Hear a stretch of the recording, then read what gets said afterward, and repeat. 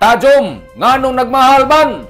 Ini amoy tagluwatan pamahayag ni Assistant Provincial Agriculturist Alejandro Bagnol sa dihang tagpahigadyon ang isa ka programa pinaagi sa pag-turnover sa mga kagamitan nan pang-agrikultura niadtong nilabayng adlaw diin ang composting facilities and biodegradable waste and fishery inputs diha sa may Provincial Convention Center niadtong Agosto 1 ning tuig 2025. Sumaya pa ni Assistant Agriculturist Ali Bagnol nga sa dihang nakiginabi si Jakan Governor Lyndon Barbers ilang naiskutan ang kabahin sa kamahal sa presyo ng tajom.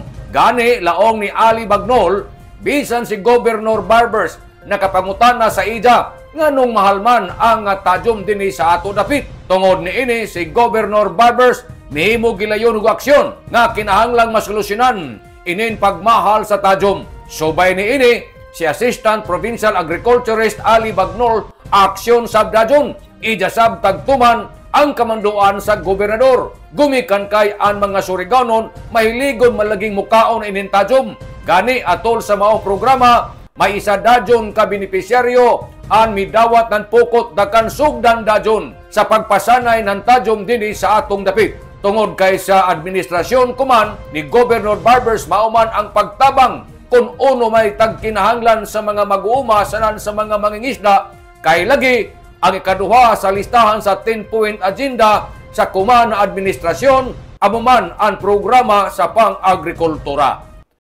Could be nego bahit aning tajom nga nganong nagmahal man o sa ato po nang gihimuan og programa nga mag-propagate magpadaghan og tajom ni amang gani karon diri nga benepisyaryo nga atong atagaan og NIT para sila na ang mosugod sa pag-establisar kay ang probinsya naagtod kinahanglan counterpart nga mga benepisyaryo sa ilang paghimuon.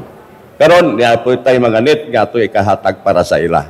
Ingon ana hinaot man nga sa sunod makasuway na ta og lagpad nga mga tajom nga dili kumpara sa inyong gipamaligya karon sa Tianggi nga Bastilan pinoy ra hapit tapos mahal pa. So hinaot man nga kining ato taran karon nga atong gipaabot sa inyo magbalambuon untara og kini pod dugang pagpalambo sa inyong pagpanginabuhi.